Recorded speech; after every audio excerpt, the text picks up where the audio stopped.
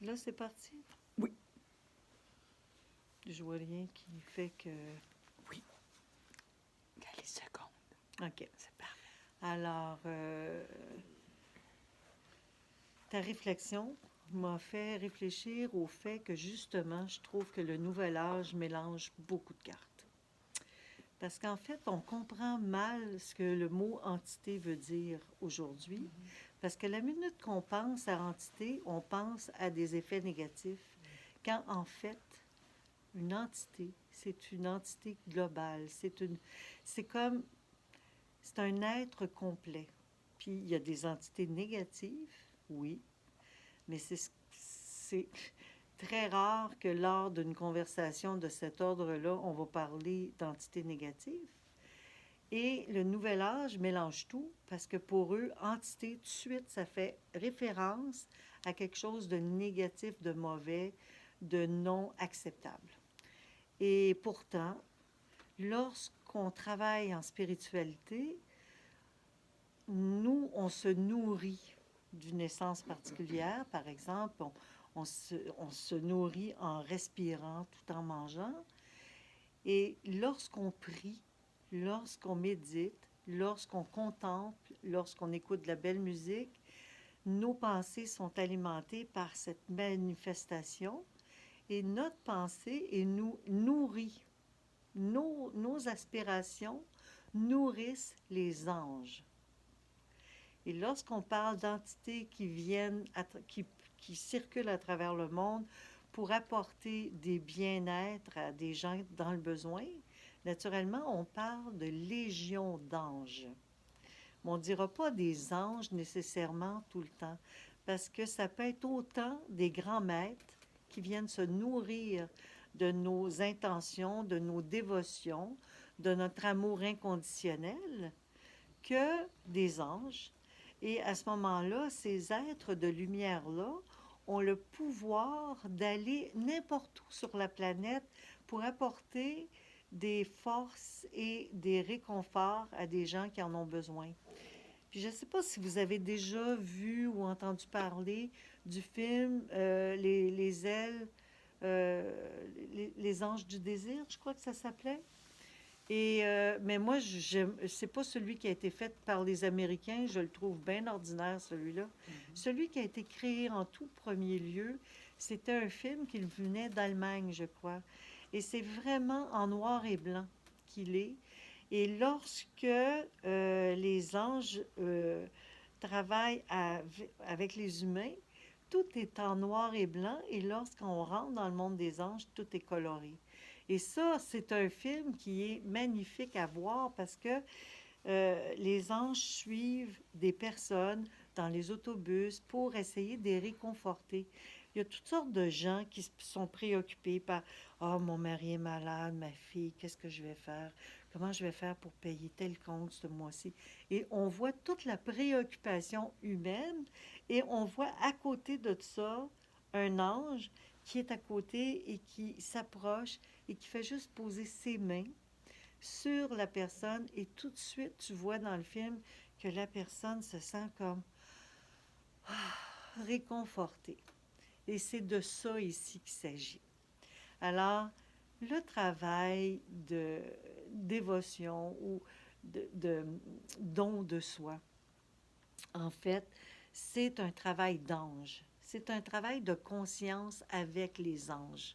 Alors, plus on est conscient que nos prières, nos méditations, nos aspirations, nos désirs de ne pas croire au négatif, mais de travailler avec le favorable et le positif, va apporter, va nourrir des êtres célestes dans l'invisible, plus on contribue à soigner des multiples personnes à travers le monde qui ont besoin d'aide par le biais de ces êtres-là, ces entités-là, qui sont utilisées que pour transporter ces particules de lumière qui sont créées grâce à notre travail. Puis c'est vraiment...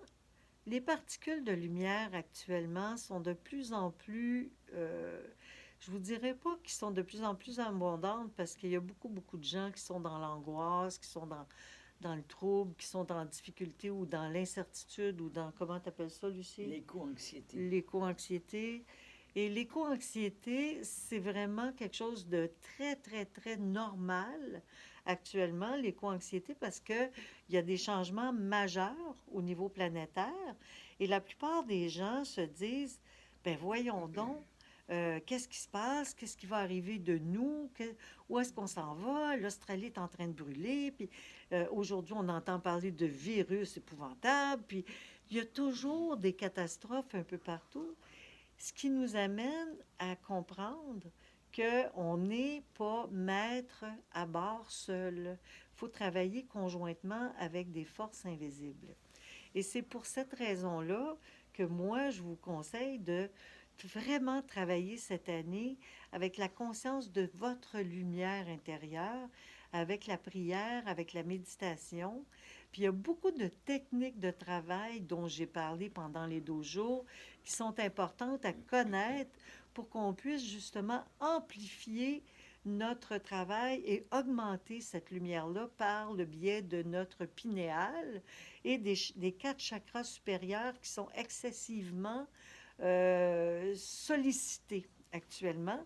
Et d'ailleurs, toutes les révolutions solaires, les lunes et les éclipses solaires et les éclipses lunaires contribuent à nourrir ces centres-là avec force.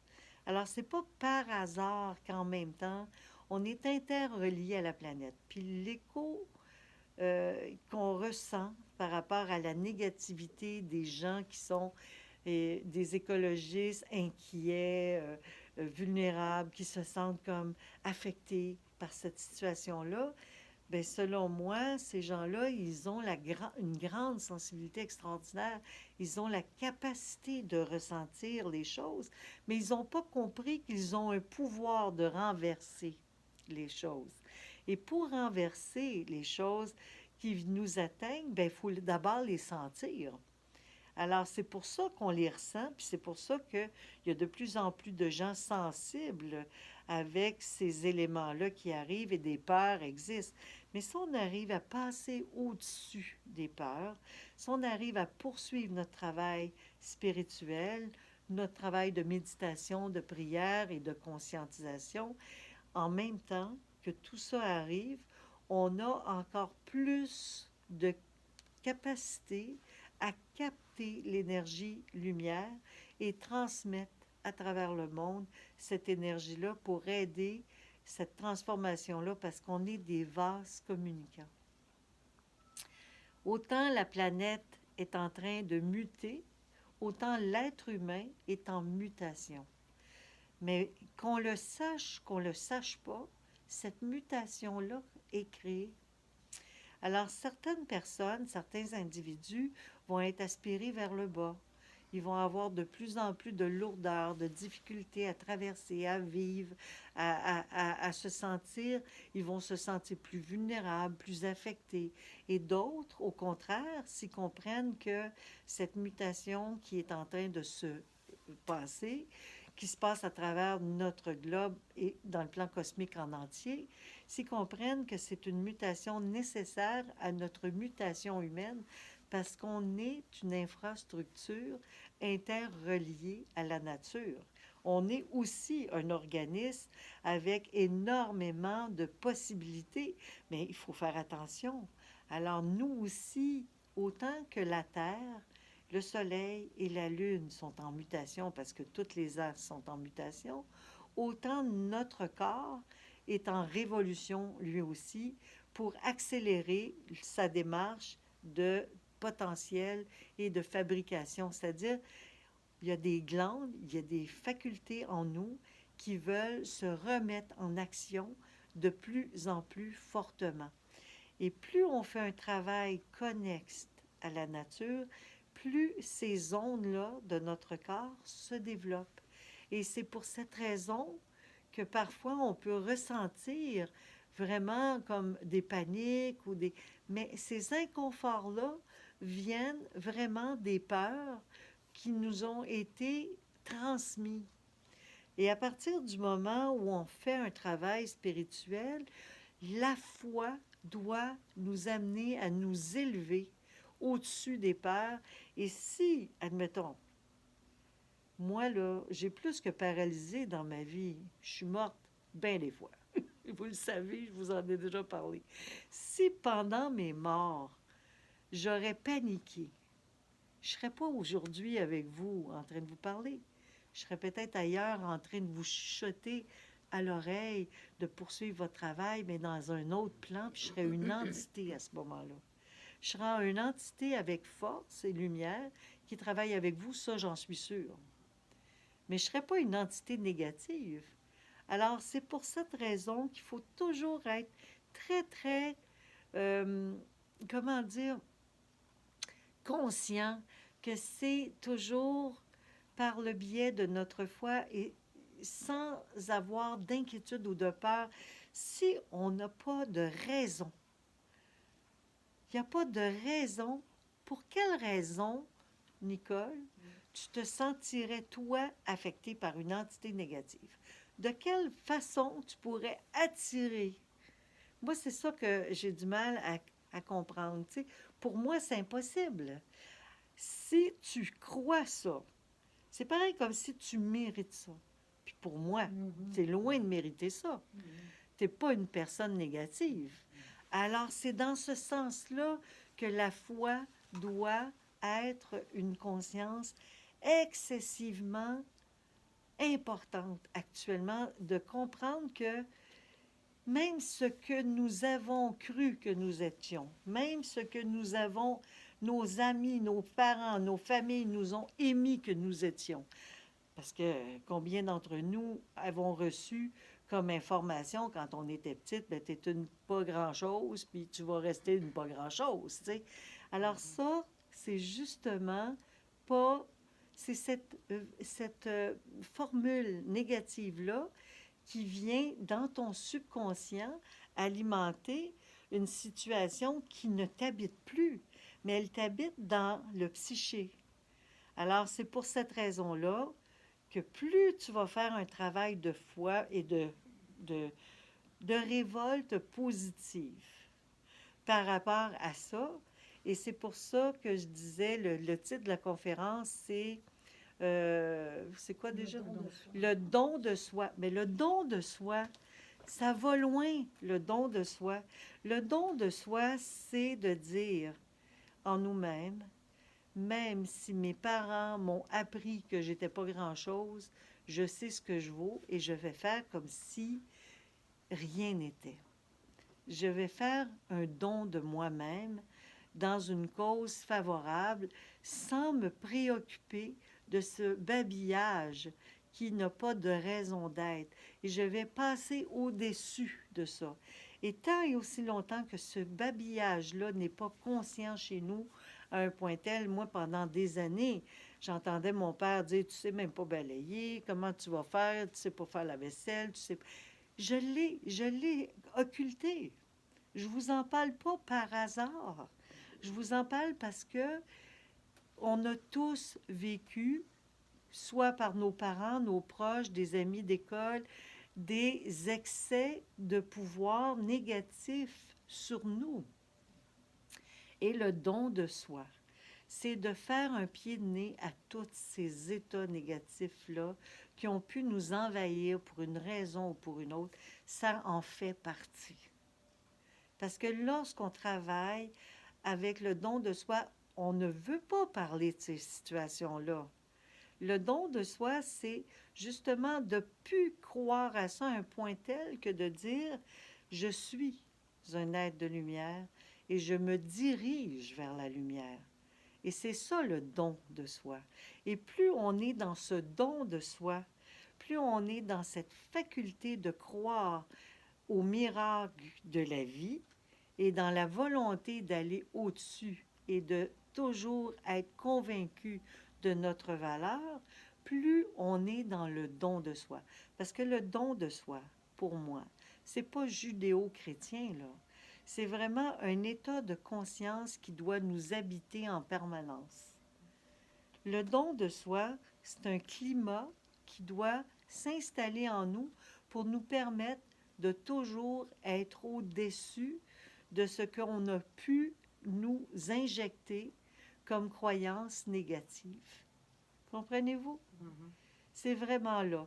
Et c'est à partir de cette étape-là que vous allez pouvoir vraiment commencer à nourrir réellement, consciemment, parce que vous les nourrissez déjà, les anges, par vos pensées, par vos sentiments, par vos états d'âme, et vous allez vous nourrir de lumière comme ils le font, en même temps que vous allez vous alimenter de bonnes choses pour votre santé, en même temps que vous allez vous alimenter de bon air, en allant prendre vos marches, en prenant soin de votre terre, vous allez justement entrer dans un climat supérieur de conscience et automatiquement, vous allez pouvoir suivre les étapes d'évolution qui s'imposent à nous actuellement.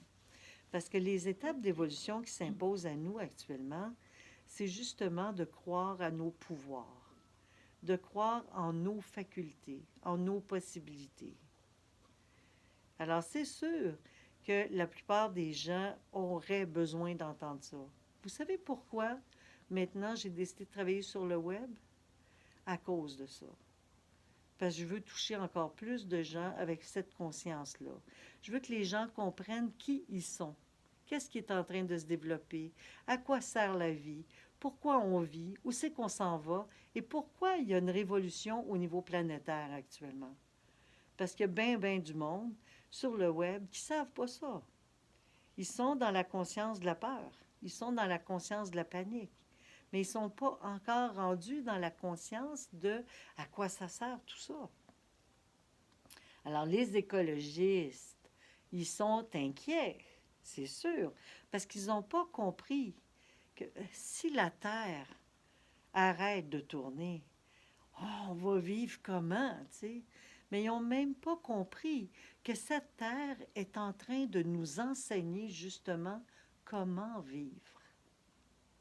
La Terre, le cosmos, le Soleil, la Lune, la nature nous enseignent la vie. Si on sait écouter cet espace-là, si on sait être en fusion ou en écho avec ça, on va surfer au-dessus de l'énergie et la planète, elle va se transmuter. Même si on est résistant, même si, comment elle s'appelle la fille qui travaille contre Greta, qui rit, pleure, fait tout étant, la Terre a un chemin à traverser et elle va le traverser.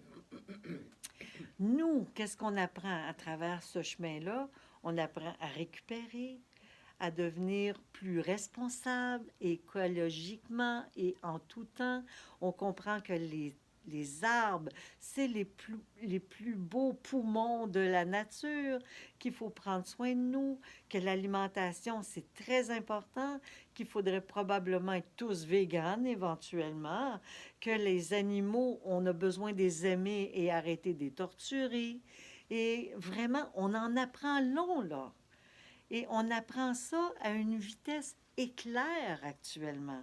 Pourquoi qu'on apprend ça à une vitesse éclair? Parce qu'on est dans une période où tout va aller très vite.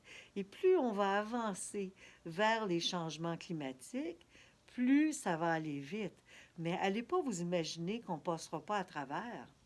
Nous allons tous passer à travers durant notre expérimentation de ces forces-là. Nous allons canaliser nos pouvoirs personnels en même temps que la Terre est en train de nous les enseigner. Et automatiquement, on va arriver à un état de conscience tellement plus subtil.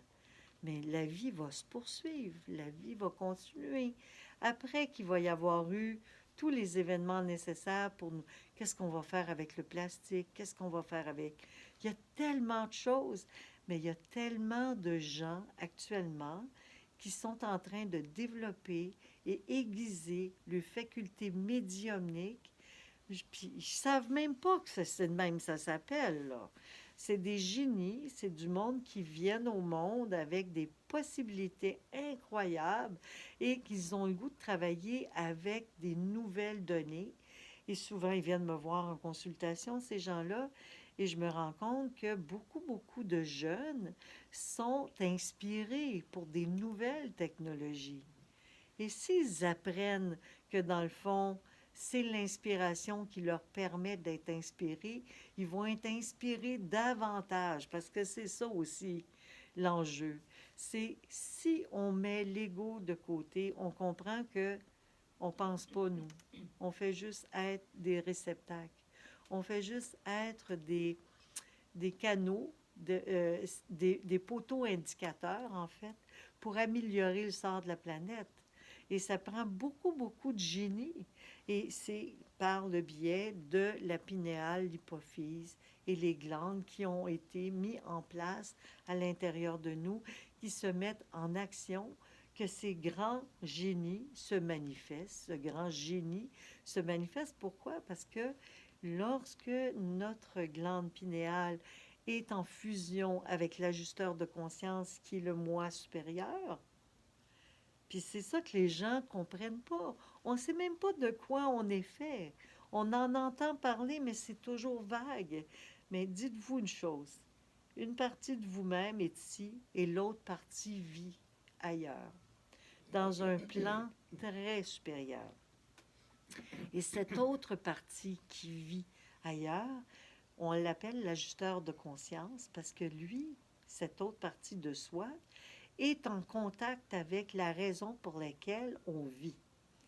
Et lui, plus on travaille à augmenter notre lumière par la prière, la méditation, la contemplation, la musicothérapie, le lever de soleil, les exercices de yoga, le reiki et tout ça, plus on entre dans une amplification. Hein? Et plus on entre dans cette amplification de notre corps physique, plus on se sent réconforté, en possession d'une stabilité, un état de paix et d'harmonie vient s'installer en nous, mais c'est pas par hasard.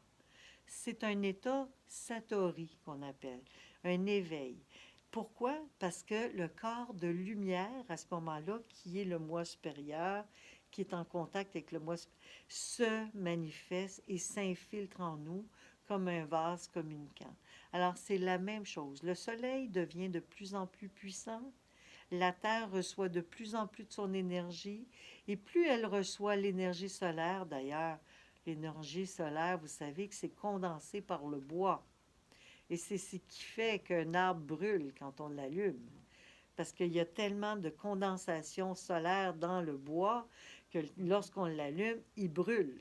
Alors, c'est pas par hasard qu'on voit des feux, des incendies, des inondations, des tremblements de terre, et ça n'arrêtera pas. Parce qu'il y a une expansion, une explosion qui nous amène tous à devoir être responsables et prendre conscience de l'importance de nos richesses. Parce que ces richesses, ils ne vont pas disparaître si on sait les remettre en place.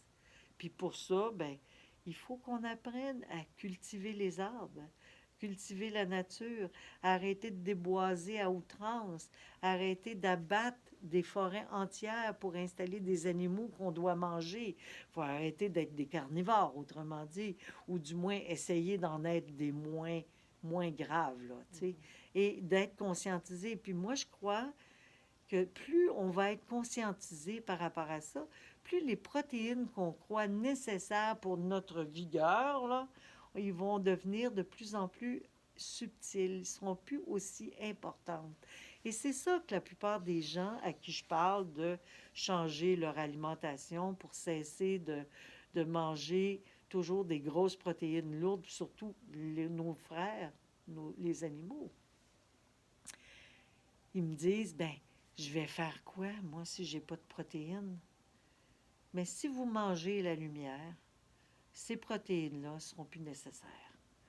Parce que vous allez voir qu'à chaque fois que vous allez manger ces protéines-là, ce qui va vous arriver, vous allez vous endormir.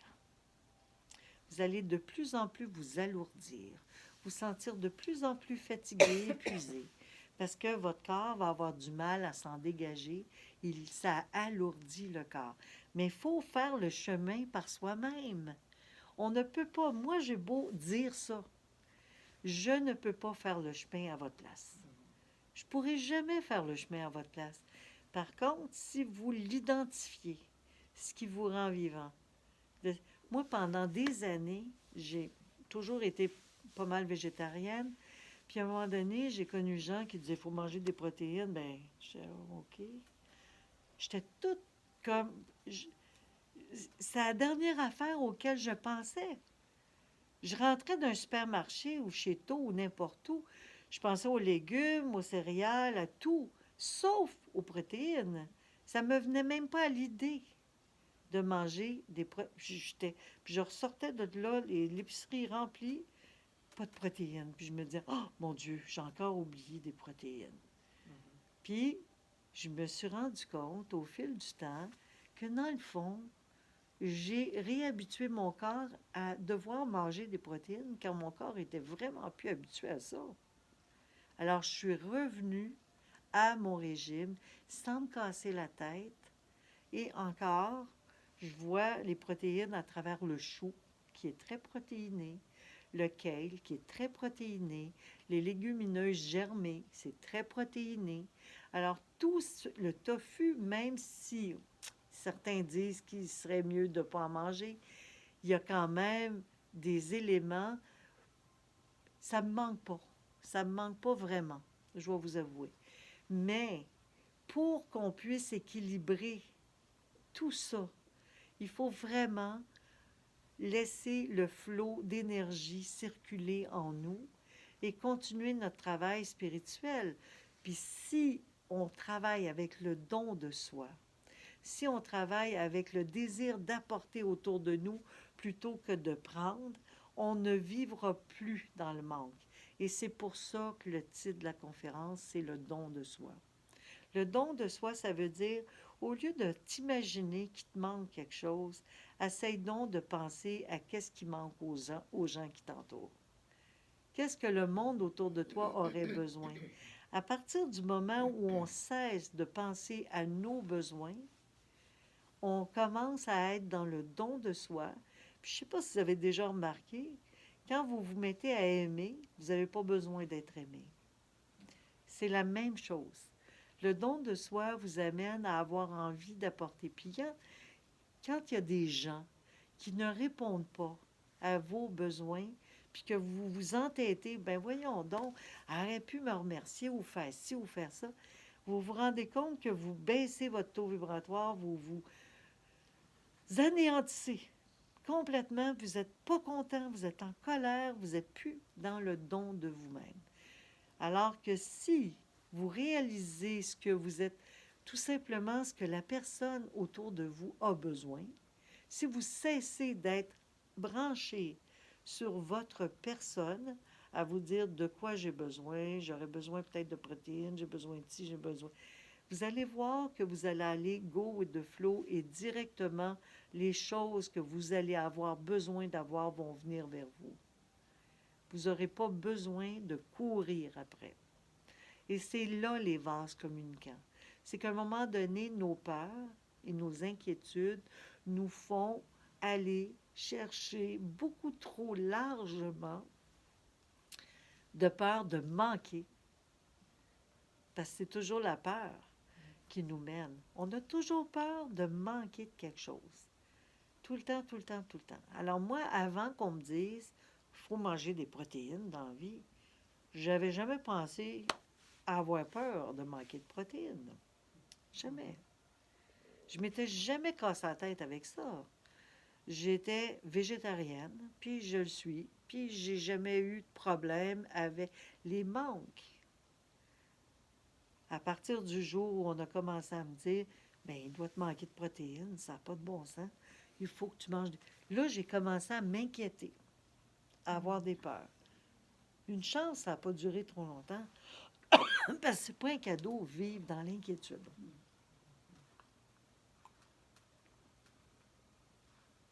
Et Jean ne mange plus autant de protéines. Il mange des bananes.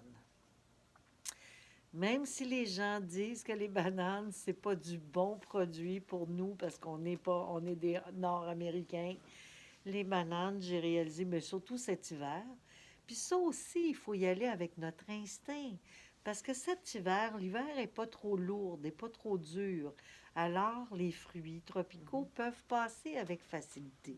On peut même faire des cures prolongées sans problème cet hiver, parce que la température le permet. Puis même s'il fait -10, aller prendre nos marches au soleil, c'est merveilleux. D'ailleurs, aujourd'hui, il disait à la météo, quand il fait -10, c'est parce qu'il y a un gros soleil radieux. Fait qu'il faut en profiter. Alors, puis à -1, -2, on va marcher. On s'inquiète pas par rapport au froid. On sait qu'on n'aura pas froid. Alors, on est chanceux. On a quand même un climat extraordinaire cet hiver qui nous permet d'avancer. Et ça va aller en progression. Mais c'est possible qu'à toutes les 2, 3 ans, on ait des hivers d'horreur.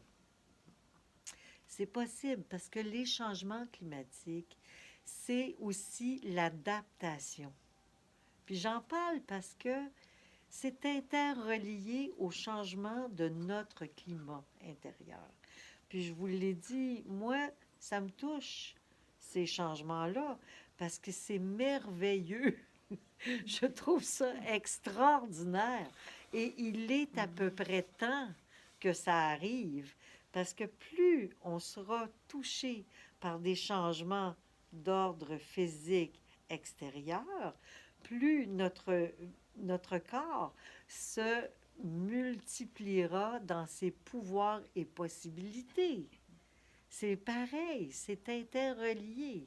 On est des vases communicants. Et moi, quand j'ai vu que les événements s'amplifiaient, c'est sûr que je pense aux animaux d'Australie, je pense à tout ça, mais en même temps, je me dis, là où ça brasse fort, c'est que la conscience a besoin d'être réveillée. Puis c'est pas par hasard, parce que la nature ne frappe pas n'importe où. Si on a complètement... euh, en fait, on a créé des endroits arides partout sur la planète.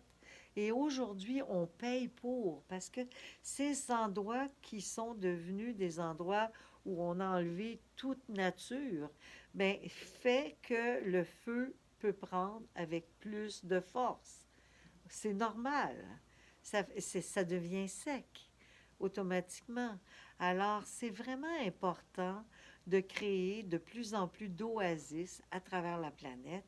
Et c'est ce que les gouvernements n'auront pas le choix de faire. Alors, pour moi, les changements, les multinationales, tous les grands de ce monde qui s'imaginent avoir la recette parfaite pour devenir des milliardaires, ben, ils auront beau avoir des millions, ils auront probablement plus de sol pour investir s'ils ne changent pas. Alors, c'est ce qui fait que tous ces bons personnages-là qui sont un peu partout dans nos gouvernements sont en train d'avoir une réflexion et de plus en plus de journalistes extraordinaires se mêlent à la situation pour apporter un vent nouveau, une énergie nouvelle. Et cette énergie ben, nous amène à devenir conscients et trouver des solutions pour augmenter la vie sur notre planète plutôt que de l'enrayer. Parce qu'en fait, on est responsable. Ouais, comme les inondations ici, là, on est responsable. On est responsable. Ils ne devraient pas avoir de maison. Ils ne devraient pas avoir de maison. Alors, c'est ça. Exactement. Ils ont empiété. On a empiété partout. Mais on ne le savait pas. On Mais il y a était des places inconscients. Oui, mais pendant que ça s'est fait au début, il y avait beaucoup Ils savaient pas d'inconscience. que Il y a- ça allait pour- Non, ils ne savaient pas.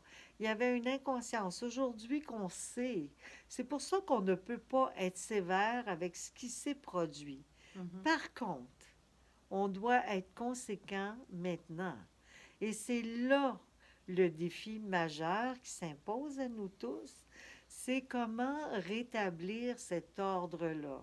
Alors, c'est en étant responsable dans nos quotidiens individuellement, en comprenant que si nous, on vit dans un endroit à risque, on est mieux peut-être de bouger, puis de faire en sorte de conscientiser les gens qui sont autour de nous.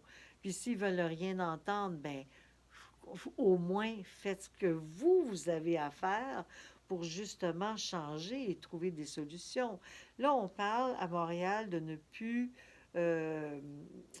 comment dire, récupérer, mais aujourd'hui, on est en train de parler justement de plutôt aider cette façon, changer notre façon en consignant les produits. Puis ça, je trouve ça génial.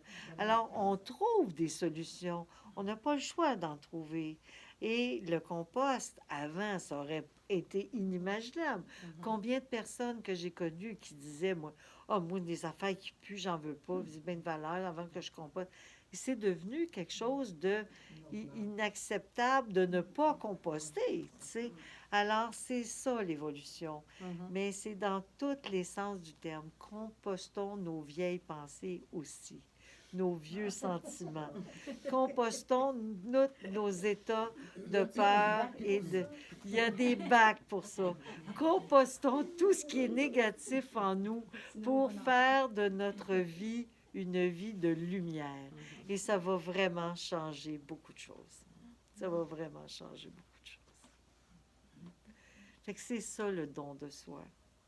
C'est d'apprendre à transformer plutôt que d'accepter les choses négatives qui viennent nous envahir, ainsi que comprendre que la planète, elle nous dit très fortement c'est quoi sa règle.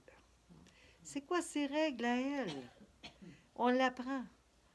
Il y en a, il y a 30 ans, il y a 40 ans, 50 ans, on n'était pas aussi conscient de l'importance de le faire. Moi, j'en parlais, je me rappelle, j'en parlais avec Madame Tanguay, puis Madame Tanguay, elle me disait, ben voyons donc. Puis elle me répondait, par contre, quelque chose d'intelligent. Elle me disait, Lucie, oui, mais la planète est intelligente, ouais. J'ai dit, justement. Je disais, justement. C'est pour ça qu'on va y passer, parce que la planète est tellement intelligente, là, que si on ne l'entend pas, elle va nous faire... elle va se faire entendre. Si on n'écoute pas, elle va réagir fortement. Et plus ça va aller, plus il va y avoir de raz-de-marée, de tsunamis, de feux de forêt, de tout ce que c'est que vous voudrez. Et en plus qu'on a des gouvernements qui sont excessivement, comment dire, voilés, cachés, manipulateurs. Alors, c'est vraiment la clairvoyance va devenir excessivement riche et importante. Et c'est pour cette raison que je vous conseille de développer fortement votre discernement afin de voir les réalités et de ne pas tomber dans la peur, mais de voir la réalité tellement ouvertement, fortement, que ces gouvernements-là ne pourront plus cacher et se cacher de situations qu'ils créent.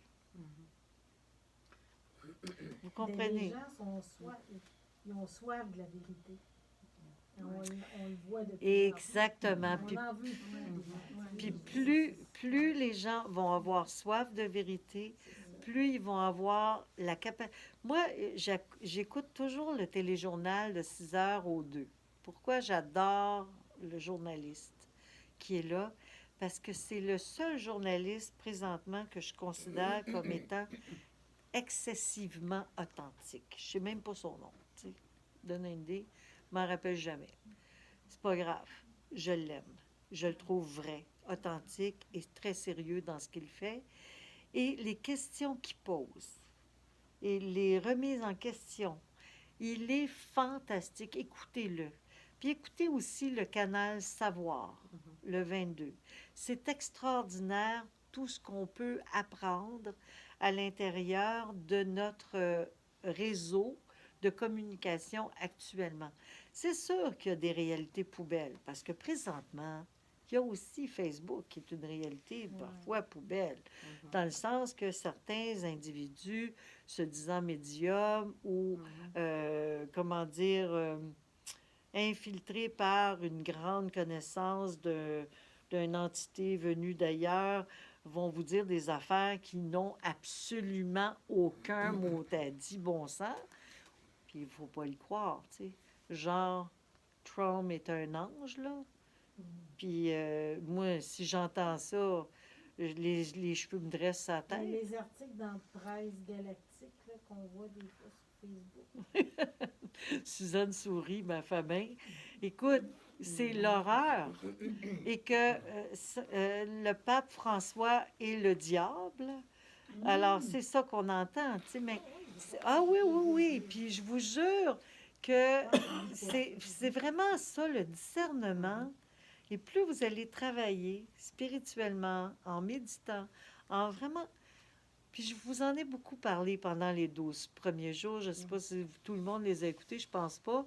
Mais ceux qui les ont pas écoutés, bien, vous irez y voir parce que il y a des petites affaires en or là-dedans là, qui valent la peine d'être entendues parce que il y a des choses comme comment faire en sorte que notre pinéale soit complètement régénérée parce qu'elle est souvent atrophiée.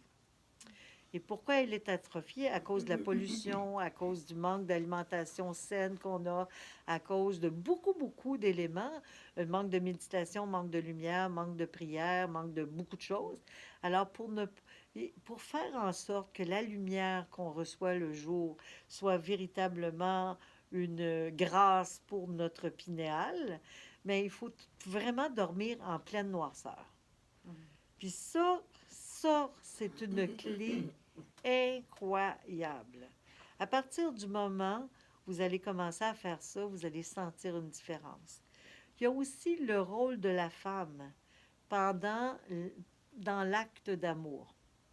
Ça a l'air de rien. Il y a combien de femmes, moi, qui m'ont dit, moi, j'ai plus tellement le goût de faire l'amour avec mon mari, mais je le fais pareil parce que...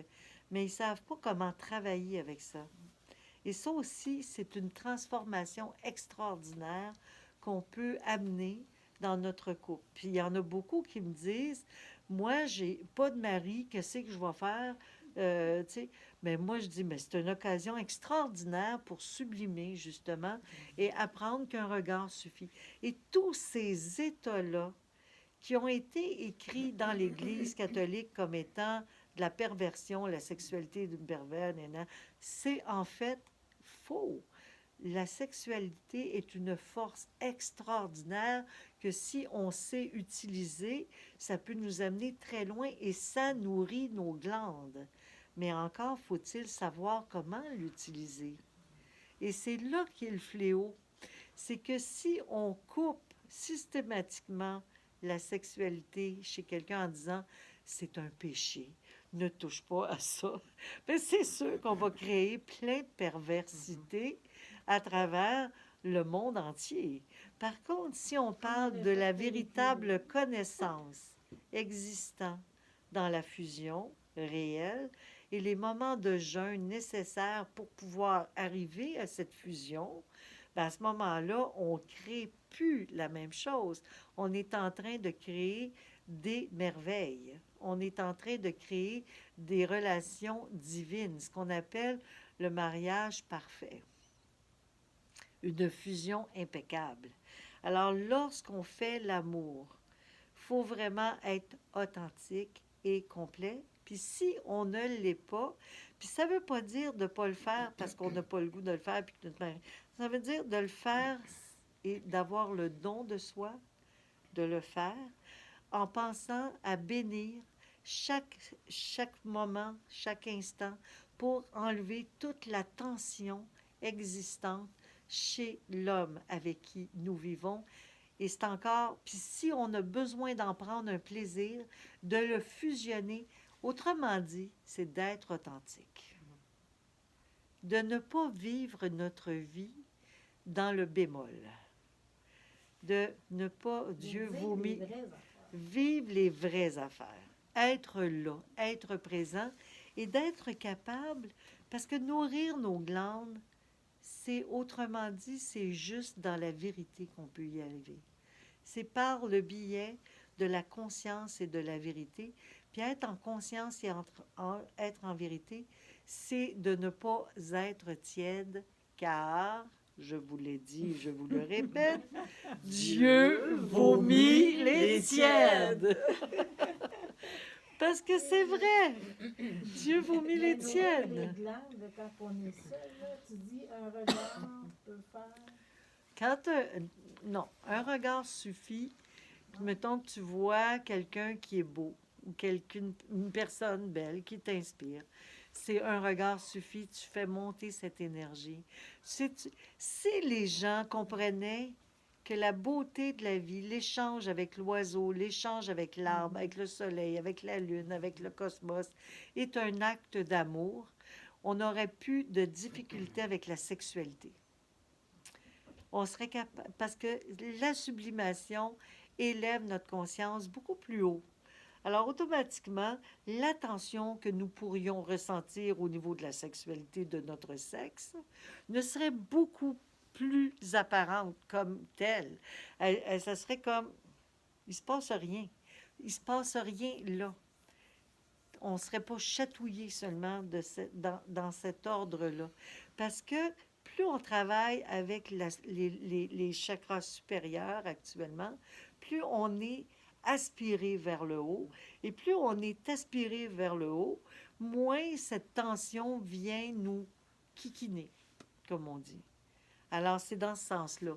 Quand on vit seul, puis qu'on est en contact avec des confrères de travail, des gens qu'on aime, qu'on fait un travail spirituel, qu'on est en relation avec la beauté de la vie, avec les oiseaux qui chantent, avec le soleil qui se lève, on est ravi. Et lorsqu'on entre dans un ravissement, comme on dit, on est attiré dans un autre état d'esprit. Et c'est là que la sublimation, comprenez-vous bien la sublimation, ce que c'est? Et c'est comme ça que ça marche. Puis c'est clair que lorsqu'on vit avec un homme qui comprend ça, ça aide. Mais ça arrive des fois que notre homme ne peut pas comprendre cette réalité-là. Et à ce moment-là, est-ce qu'on va vivre notre vie dans pénitence puis dans peine? Non. Il faut faire un travail de conscience à l'intérieur de l'acte en disant, ben, j'élève cet homme dans un état divin, en acceptant de faire l'acte avec et en recevant ce que c'est qui est à recevoir et en donnant ce qui est à donner. Donc, le partage existe à un autre niveau. Et le maître Michael disait toujours, vous pouvez transformer un homme par cette action de dévotion, en accueillant et en transformant par votre présence tous ses pensées, en lui envoyant par la pensée de lui dire justement pendant l'acte, tu es en train de te purifier sans lui dire en pensée. Je purifie cet homme qui a besoin d'aide. Je l'aime, je l'élève au-dessus, je lui fais du bien, je l'amène vers les cieux, je le protège, je le porte, je l'accepte tel qu'il est, je ne le juge pas, je ne suis pas là pour ça. Alors, au lieu de se dire, ah ben là, moi, c'est pas drôle, je suis avec quelqu'un qui comprend rien à ça, donc, je peux pas sublimer. Mais non, c'est encore plus fort, votre sublimation, parce qu'elle vous oblige à être au-dessus de vos besoins quand vous en êtes capable. Et sinon, il ne faut pas en faire un drame. C'est pas grave. Même si vous ressentez un plaisir ou un bonheur, c'est correct. Ce qui est important, c'est l'état d'esprit dans lequel nous sommes lorsque nous sommes pris dans une situation qu'on ne peut changer de toute façon. Alors, vaut mieux vivre avec pleinement et consciemment plutôt que de la rejeter en disant, ben là, franchement, je suis pas le choix, là, tu sais. C'est pas une bonne façon de faire. Il faut apprécier chaque moment de la vie et utiliser chaque moment de la vie pour en faire justement un mariage divin. un mariage heureux. Et c'est comme ça que la situation va pouvoir s'améliorer et très rapidement, vous allez pouvoir traverser. Moi, il y a des gens qui venaient me voir à un moment donné puis qui me disaient, mais si vous saviez, Madame Sévigny, comment il est, ben, vous l'avez accepté dans votre vie. Vous le saviez probablement comment il était à l'époque que vous l'avez marié, tu sais. Mais aujourd'hui, si vous voulez changer les choses, ben, faites un travail de cet ordre-là et vous allez voir, très rapidement, la situation va changer. Pourquoi? Parce que votre vibration va avoir tellement changé que vous allez attirer à vous ce changement qui va se faire dans l'harmonie.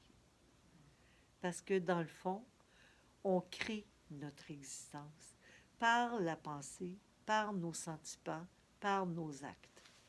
Et c'est pour ça que le don de soi, c'est vraiment d'apprendre à être toujours dans la compréhension de ce qui est en train de se passer pour être dans l'acceptation et le don de soi. C'est clair? C'était ça la conférence de ce soir.